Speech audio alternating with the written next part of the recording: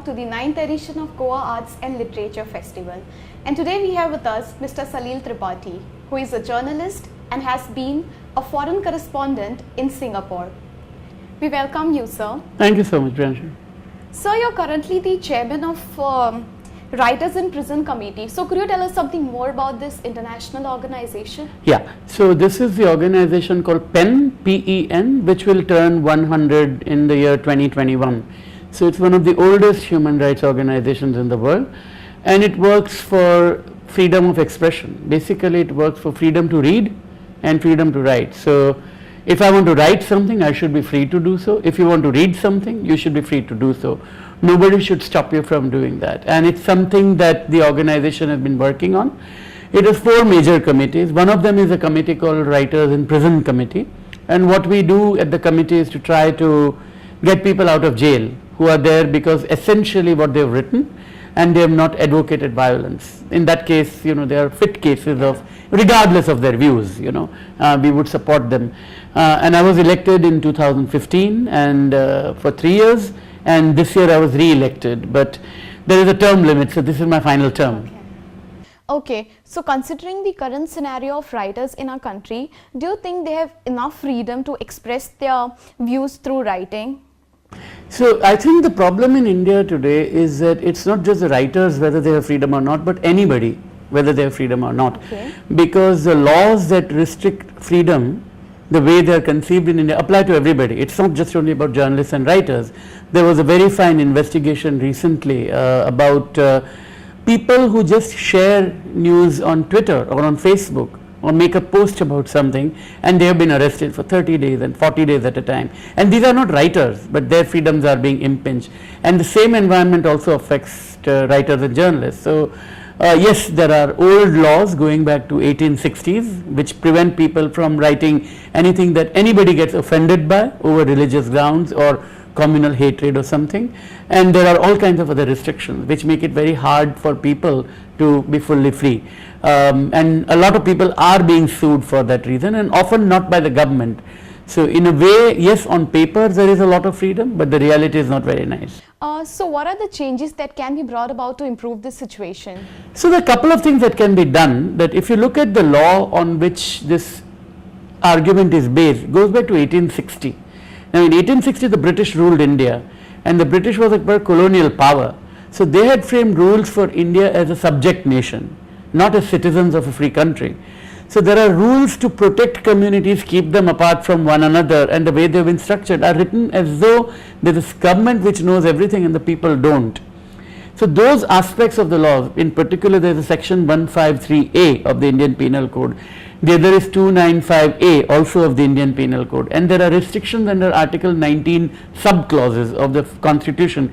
They need to be brought more in term with modern times. So I think if you can always make a case that hate speech that will lead immediately to violence, there should be restrictions on that. If I threaten somebody with violence, sexual violence, physical violence, then I should be held accountable for that.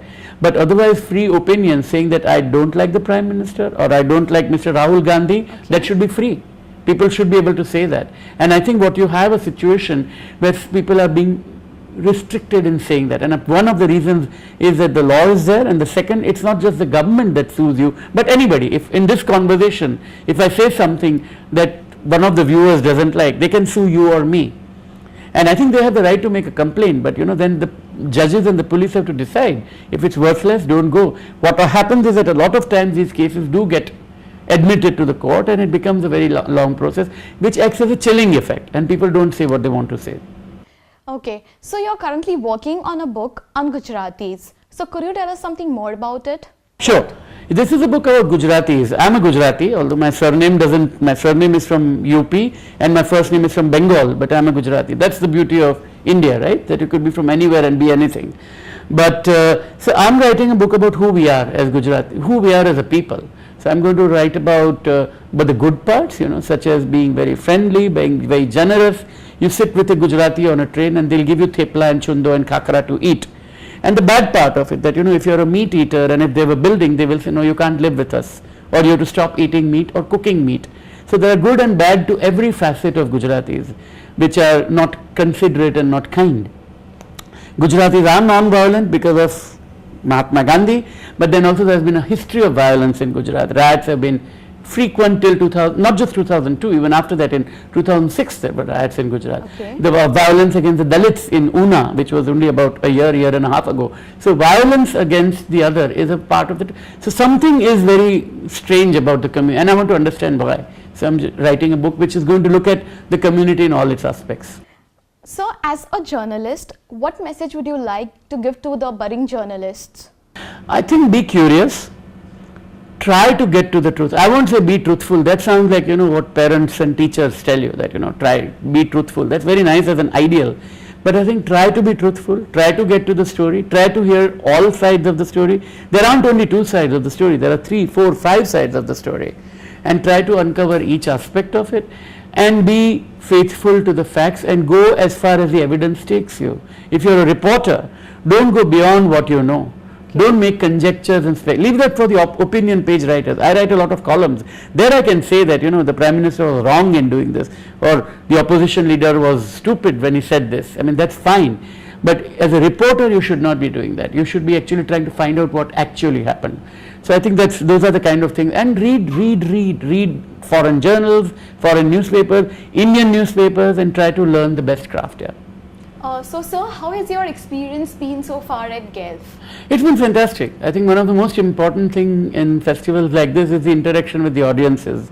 And it's small and intimate. People can come and talk to you. There are other large festivals which are very good, but where the interaction possibility becomes reduced. But here we are all in one complex. Sessions are next to each other. Writers and readers can interact and have conversations. And it's a great way to catch up with new books. I've already bought 5. I'm hoping to buy more. Thank you, sir. Thank you so much. So there was Mr. Salil Tripathi here at Goa Arts and Literature Festival. Stay tuned for more updates. Thank you.